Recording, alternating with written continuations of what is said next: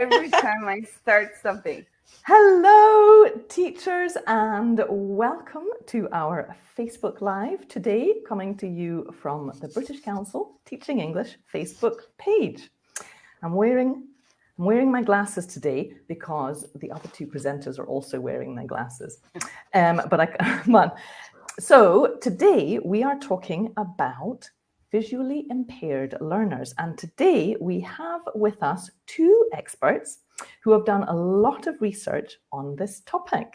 So let's get the conversation started and introduce Anna and Lulu. So Anna, can you tell us, hello. Hi. So Anna, can you tell us a little about where you are and what you do? Okay, I'm in Chiapas, Mexico. Buenos dias. Yes. We're next to Guatemala. We're at the furthest part of the country, next to Guatemala. And we both work at the Autonomous University of Chiapas. Mm-hmm. We are both English language teachers, and we're both very interested in functional diversity. In my case, I work a lot with blind learners to teach them English and to help our learners reach their full potential with no limits. Wow, that sounds wonderful. And Lulu, where are you? Hi. Again, we are both colleagues at the University of Chiapas, Autonomous University of Chiapas. We work together at the Language Faculty at the UNACH. And, in my case, I'm a full-time professor researcher at the BA in ELT and the Master in Language Didactics at the Tuxtla Language Faculty.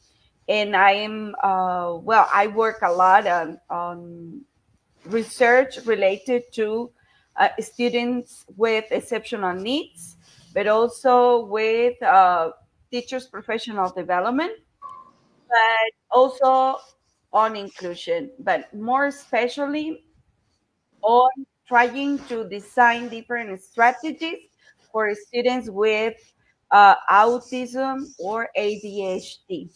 And I did some follow-up to university students with this spectrum. So I also work with Anita with different projects related to visually impaired students.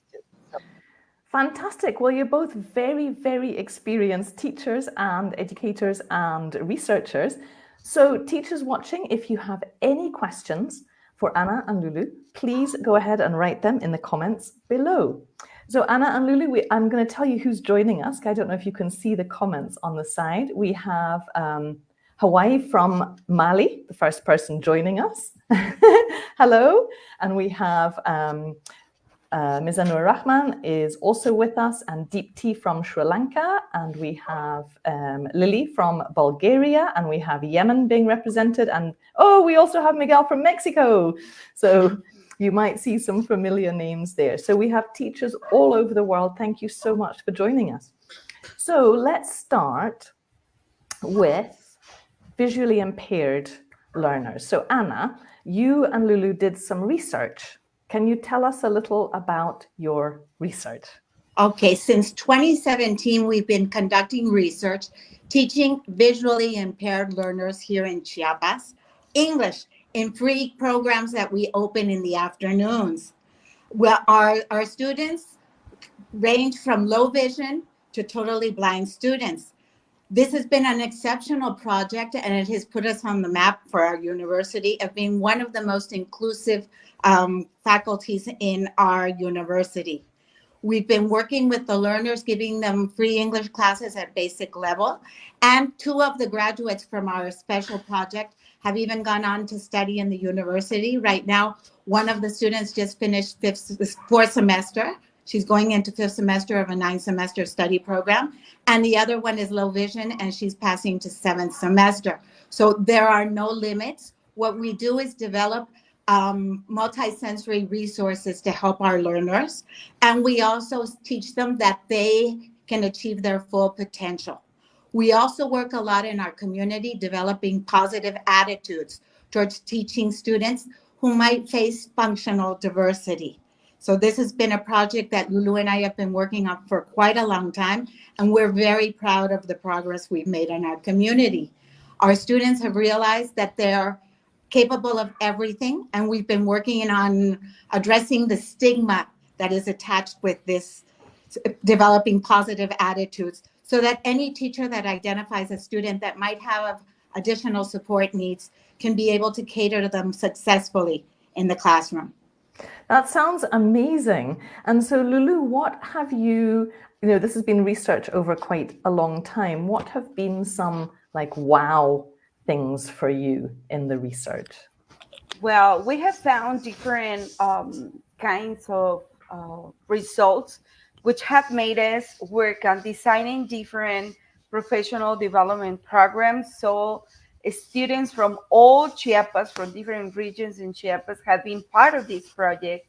So we have worked with teachers, well, English teachers, in fact. So English teachers from different regions in Chiapas.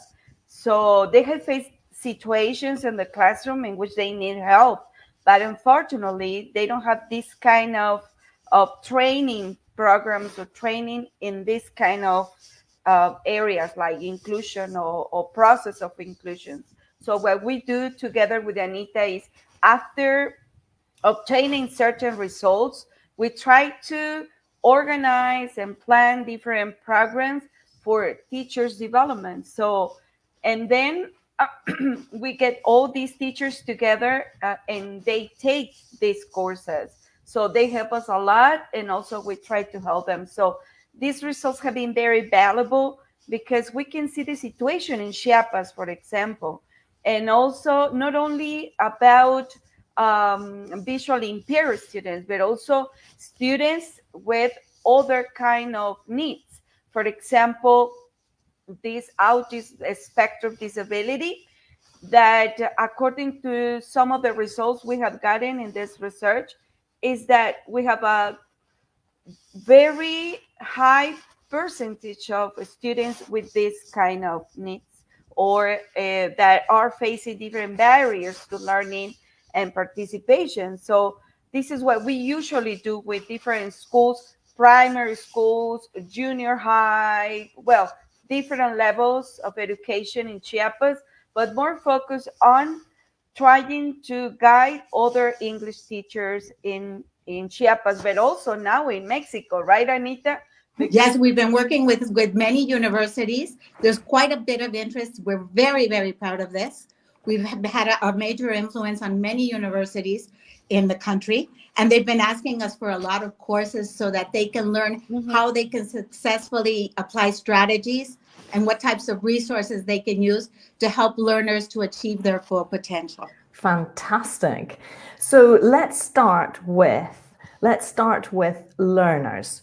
So let's say a teacher has, starts a new term or a new school year, and they've got some learners with visual impairments. What can the teacher do to support? So Anna, I'll start with you, Anna, and then Lourdes, if you want to add anything. So Anna, what can a teacher do? Like, say for me, I'm going to start a new term and I realize that the school director tells me I've got 2 or 3 students with some vision difficulties. What can I do? Okay, first of all, I invite you to read our chapter. It's in this book called Creating an Inclusive School Environment from the British Council. Our chapter is on page 145, and you'll learn about a lot of strategies. The first thing I would recommend is to ask the learner, what works for you? How would you like me to work with you? In addition to this, I also invite you to tell the learner, to send the learner information ahead of the class. What do we do here in Tuxtla Gutierrez at the Tuxtla Language Faculty? If we're going to be using any special resources, we send them to the learner at least 24 hours ahead of the class so that they have time to look at it. Most of the learners right now, with all the technology that exists, have special technology in which they can read different PDFs with no problem. They've got the technology in their devices so that they can have access to the information. In addition, I invite you, when you're writing on the board, please remember that they cannot see it. Many teachers forget, they go into automatic pilot. Anything you write on the board, you have to describe it. If you're using visual aids, if you're using flashcards, you must also describe what is in the pictures. 70% of the English class is visual materials, so we need to describe it. Also, make sure that your learner is close enough to you so that they can hear you properly.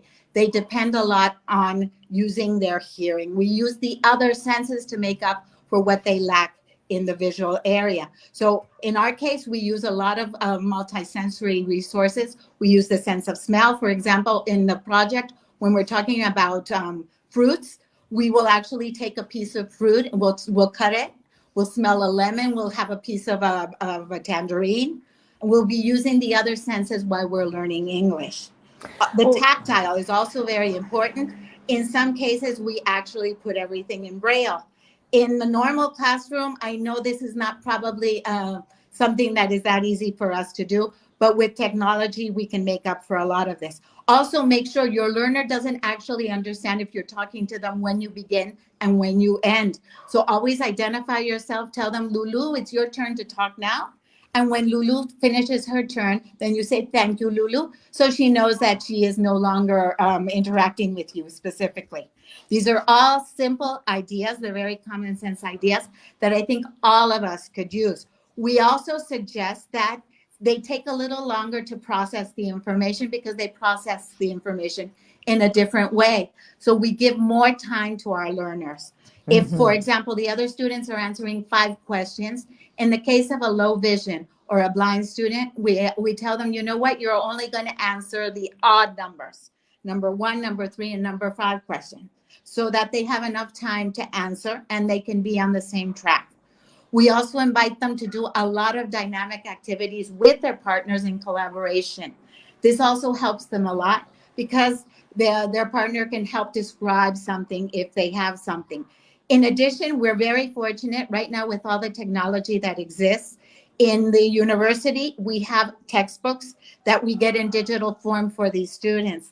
So they've got access to it. They can make it larger. In the case of my student that is low vision, she actually makes everything really, really large so she can have more access to what she needs to read. In the case of the other student, since it is a digital book, she has access to all of the information.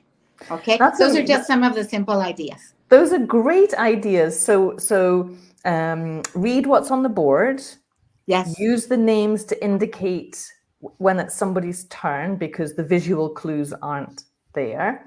And use any technology you have or digital copies if you have that. And then also allow more processing thinking time.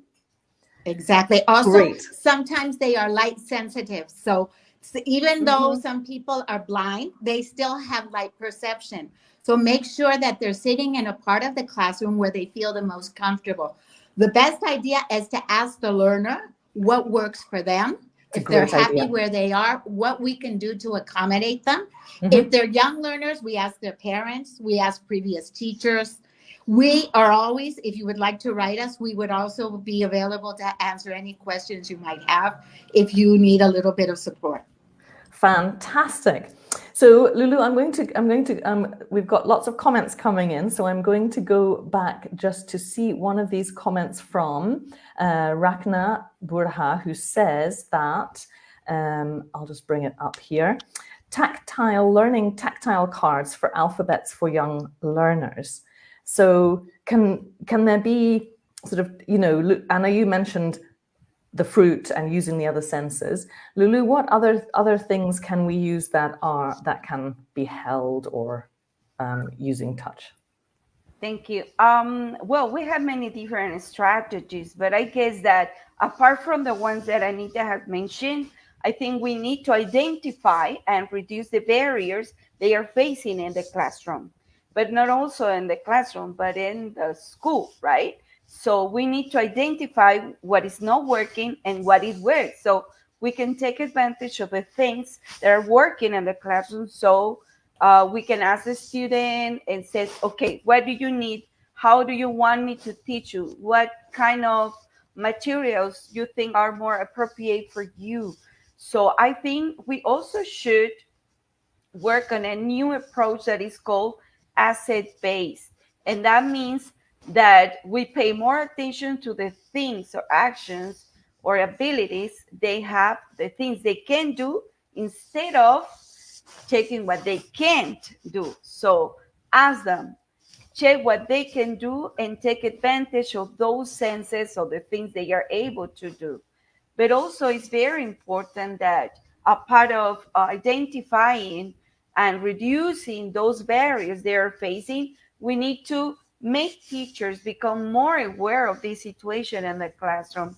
They need to become more aware of the process of inclusion, and tell them that they need to do some research. They need to try to find out the strategies by themselves, and do not expect the others to tell them what they need to do. I think this is part of our vocation, of the things we need to do as teachers. But also, I think that we need to work on designing programs or redesigning programs or syllabus for these students, so we can adapt them for the students' needs, or to the students' needs. But And there are also strategies that work, are sort of good things to do in the classroom. I'm going to come to a comment. So Anna and Lulu, I'm sure this happens a lot. This is a comment from Hawaii in Mali, who says, I had discussed a similar topic in Africa ELT. Right, I'm reading out the question, like I'm reading from the board. I had a discussion on a similar topic in Africa ELT Female Leadership Program. My topic was about physically disabled learners. I had some cases in my school and they were subject to discrimination. Exactly. So, yeah. We have to address that. A lot of these students are discriminated against. People don't want to work with them. Sometimes you put them in pair work and everything, and some students resist working with them because they've never had the opportunity to see that they are just like all of us. Only in this case, their vision is not the same. So we need to address these issues. And how do you do that? It exists all over the world. That's why it's important to become inclusive teachers. This is an issue that worries Lulu and me a lot. Do you have anything to add, Lulu? Yeah, I will add go ahead. that sometimes we pay more attention to the learning process, but sometimes it's more important to start with their inclusion or to be integrated in the classroom. So they feel they are part of the classroom, they are part of the group, and they feel comfortable with their partners. So I think teachers should try to work on designing different strategies for including the students, but more to focus on emotional issues. So to make them feel part of the group, to have friends, to talk to someone, to play with someone. Sometimes that it's more difficult than designing materials or something else for improving or fostering their learning process. I think socialization is very important.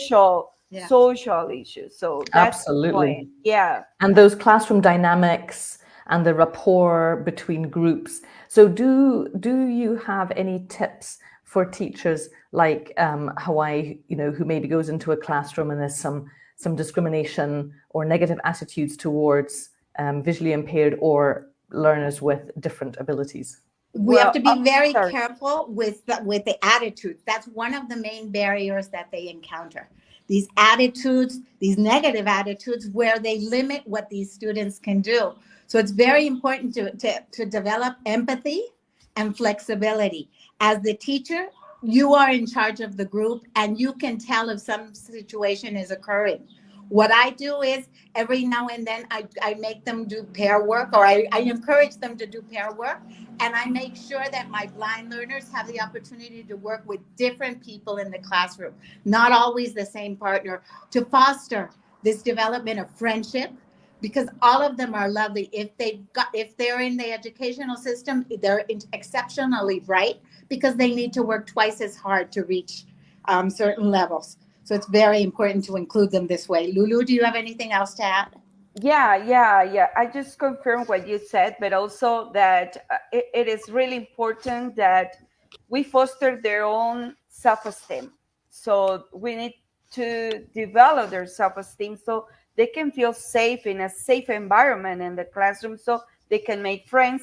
But also there are different dynamics we can use with the students, like simple games when they have the opportunity to interact to others. I think the first thing they need to do is to become aware that we are different by nature. So in the moment that we understand that we are different because we are people, we are human beings, I think things will be different. Great points, great points. And that all creates a really nice, supportive and positive classroom environment. So we've got a few comments here. This one is from Najwa, who's talking about group work where this is a suggestion, and maybe Najwa does this in their classroom, where pupils with different talents work together, where the visually impaired can talk and discuss and even act things that really need understanding and self-confidence. Exactly. So, nice idea there. And this one is from Wahi Sherry. I think that before we open the minds of a learner, we should first open the hearts to love learning. And I think that's what you were talking about, of sort of having that growth mindset and having that positive learning and talking about the emotional aspects. Okay, what we also do in the classroom before, when we identify that a blind student is going to enter a certain classroom, right now I'm very proud, it appears that another blind student is going to enter our BA in English language teaching. So we're very proud. I usually give sensibilization courses together with Lulu, where we give one for the administrative staff at the schools. Yeah. We give another one for the teachers who are going to be working with the students. And we give another one with their classmates to help them understand that they are going to be working with a learner that needs just a little bit extra support. They're very, very bright. Sometimes my students get upset because they expect that since you are blind, that you are not going to be as intelligent as other people. And then they're surprised by the answers that they give. So it's very important. What I usually do is I give this course with Lulu where we cover the participants' eyes. We ask them to do dynamics in the classroom where they have to find a partner that is assigned a certain animal. Half of the group is outside, half of the group is inside, and we give them the name of an animal. For example, you're a cow, you have to find the corresponding cow inside the classroom. But everyone's eyes are covered. We put blindfolds on them. And then I put obstacles in the classroom. Half of the group is sitting inside with obstacles, and the other half has to find their partner. So if you're a cow, you have to go moo, moo, moo, and you're only allowed to listen until you find your partner that is also saying moo, moo, moo. But someone else is a cat and is going meow, meow, meow, and someone else is a dog going wow, wow, wow. So they have this sensation for 5-10 minutes finding their partners, and then I do different activities with them to make them to help them to understand how life is different when you cannot see. This has helped enormously so that they can understand what situation it's like, what the situation is like when you cannot see, but you are capable of doing everything else. And I think this has been very helpful. This might be an idea that you could use at the beginning of the semester so that the other students understand. And then they really admire their partners who are in the university or in any school getting an education and moving forward and trying to achieve their dreams, which is what everyone wants. We want opportunities for everyone. So true. And I think that activity you just described, Anna, I think is quite familiar, as a way of getting into groups, find your animal. But what you're doing is just taking it another little step to include all the senses, remove the sense, remove the sight, just to give that empathy, which there's a comment here from Lily, who's talking about lots of songs and audio materials, but I like the part about using all the senses, including in many games, which goes back to your other point about using all the senses, which I think is a really interesting, like we forget, I think, sometimes about those. Yeah. So, yeah. So, I would add something else. Yeah, that's why it's important to start with something to make them be sensitized for this process. This is a process. We need to understand that this is a process and we need to go step by step. And we need to start to make the teachers become more aware, and then go to the strategies so they can understand what they need to do in the classroom to provide them with the materials or with the activities the students will can or will use or will learn in the class. So I think that's why we need to understand that this is a process. Absolutely, absolutely. And I liked what you said earlier also about you're preparing the students in the classroom and the teachers, but also the administrators in the school and the community, which is all very important, important as well. I'm just going to bring up this comment here. It's quite a long one from Teresita, who's summarizing a lot of what you were saying about using verbalizing words when writing on the board, use positional directional concepts and descriptive sentences like the ball is next to the door instead of the ball is over there, pointing to it. Yes. And so I think those are things that, as teachers, it's sort of easy to forget. So do you find that, I think, Lulu, you were saying it's a process. So do teachers come sort of continually and have additional sessions, or is it just a one session? It's we follow through on this because sometimes during the semester, our students tell us, my teacher has forgotten that I can't see. They're writing words on the board, and when I ask them, how do you spell it, they get mad. And obviously I can't see it. So that's why I ask you, how do you spell that? So we have to remind them because sometimes we go into automatic pilot as teachers. Yes. We have to continuously be reminded that they have a certain situation, and we just need to give them a little bit of extra support. Sometimes some of the students will be recording the class on their cell phones, and some people feel uncomfortable being recorded.